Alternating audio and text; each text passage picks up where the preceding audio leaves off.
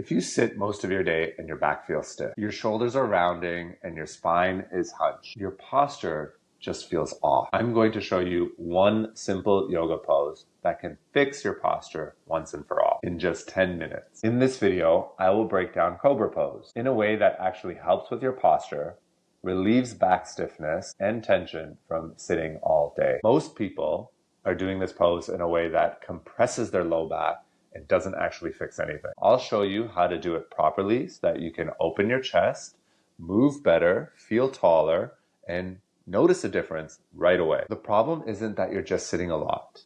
It's part of life. We're going to be sitting, we're going to be on our laptops, we're going to be on our phones. The problem is that our bodies adapt to it. Your chest starts to tighten, your shoulders start to round forward, your spine starts to get stiff, and you start to experience pain in your low back. And so we try to stretch it. We do a couple of one of these or maybe one of these. We take a little break from our desk and then we get right back to it. And if you've tried yoga before, chances are no one's really come around to you in class and given you the proper correction or the proper form. Or maybe the cues that a teacher is using simply aren't landing for you in your body. So what happens, kind of like a high interest savings account where you put money in and it starts to compound, every time you come to sit and you work your 9-to-5 job or you spend hours on your phone, you're compounding the effects of a slouched posture. And what we haven't done is actually build the strength to keep you upright without you having to think about it. Over time, we end up in this repetitive cycle where we're sitting at our desk, we get up and we stretch, and over time, that stiffness starts to feel normal. It starts to feel a part of you, and you just think, this is how it is. The pain can get so bad, the stiffness can get so intense that we start avoiding movement altogether. We're afraid to go to that yoga class, or we're afraid to tap into movement because one, maybe it takes too much effort to just get started. That's how stiff we are. And two, maybe there's a bit of fear that we're going to make it worse, that we're going to aggravate the injury. And so we avoid it altogether. The good news is it doesn't have to be complicated. And that's why I'm here doing this video for you. If you understand how to use this one pose correctly, you can reverse a lot of these effects. And when you end up back in a group yoga class, you're going to know how to do this pose in a more efficient way that's going to help your posture and help your body long term. So let's get started. I'm going to come lie down on my mat and we'll pick back up there. I'm going to show you how to perform this pose. Let's start lying down on your stomach. I'm going to take my mic and just put it out in front here. We'll hope that it works. Now, the floor is one of the best places you can be to help support your spine. I often say in yoga classes, even just lying down on the ground like this can be so helpful to reset your spine and to help your spine come to its natural curvature. So even just lying here for a moment and wiggling your hips can be really helpful. So first thing with Cobra pose is your hand placement, right? A lot of the times people's hands are too far forward. And I say to bring your hands into more of a push-up position, like you're about to press the floor away and press up the plank. So ideally your elbows are pointing up towards the sky and your hands are behind your shoulders. Now this cue might sound a little bit funny, but I've heard one of my teachers says it and it works really well. Your thumbs are aligned with your nipples. I know, it sounds ridiculous, but it really actually works. Your thumbs are in line with your nipples. Okay, so hand placement is number one. Then the shoulders often end up into the ears here, up towards the ears, and people start to lift like this. We don't want this. This is not very comfortable.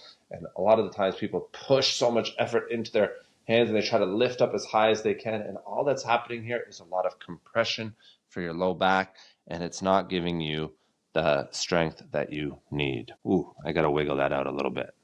So, hand placement.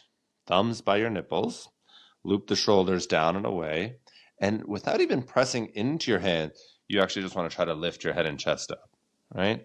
Just without even pushing into the hands. The hands are just there for support. There's no press. And so I did a reel on Instagram that was talking about how Cobra doesn't have anything to do with how high you lift, and it went viral. When you're lifting here without the support of your hands, you're strengthening your low back, yeah? Now, the feet often are forgotten here.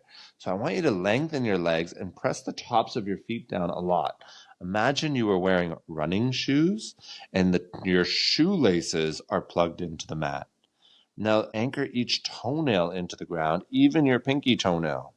What that's going to do is it's going to spin your inner thighs up towards the sky, and it's going to help you engage your glutes. Now try to lift just a little bit and then lower back down. Inhale, lift. Exhale, lower. I want you to actually even try it without the hands. Just keep your feet down. Notice how much effort that takes to keep your feet down without the support of your hands. Lift head and chest and lower. Inhale, lift. Exhale, lower. Right? You feel that. So now lift and hold, and then maybe you press the hands down and you can lift a little bit higher, but you're still keeping your legs engaged. Again, most of the strength and the effort is coming from your lower body and your back body. Notice I'm not looking forward. My chin is tucked, eyes towards the floor, back of the neck long, and then lower. So key points, thumbs by your nipples, shoulders loop back and down, legs are engaged, toenails pressed into the mat, tops of the feet pressed down, squeeze your glutes, press and lift. Yeah, this is Cobra. And a lot of people call this baby Cobra, which I think is a bunch of bullshit, to be honest. There's nothing baby about it. Like, that is a lot of strength work. I'm feeling it in my back muscles, and that's going to help you build the strength to stay nice and tall and strong at your desk, because your low back is what's responsible for extending and flexing through your spine. A lot of the times we think that our extension comes from our shoulders, the back, upper back, but your upper back is actually responsible for rotation, not for extending. The natural curve of your spine is an S curve. Your upper back has a little bit of a round in it. Your low back has a little bit of a dip in it. That's normal curvature of your spine. Your spine is not actually one straight line, right? So practice this pose. Inhale to lift, exhale to lower. You could also just lie on your stomach with your hands underneath your forehead to give yourself some low back relief. But this is how you can start using yoga very intentionally to help loosen up your low back, to help you sit taller, and to help you strengthen what's behind you. Now, a quick bonus tip, if you are a yoga practitioner and you're not lifting weights, I would highly encourage you to do the research, get some support if you need it, hire a trainer if you need it, but strengthen your back body. Doing rowing movements, doing a pull down movement are two really essential ranges of motion for your shoulders and your back health that we can't replicate in yoga, right? There's only so much we can do with body weight. And if you're over 30, if you're over 40, and you're starting to age, you need more than just body weight to strengthen your back body and help you sit tall. I hope you found this video helpful. And if you have comments or tips that, maybe I didn't mention that you've heard your yoga teacher say, please go ahead and let me know. I would love to hear them in the comments. If there's another pose you want to see broken down, I'd be happy to help you out. And, if you are super busy and you don't have a lot of time to get to your yoga classes or to get to the studio, you can check out the Feel Good Method. I'll link it in the description below.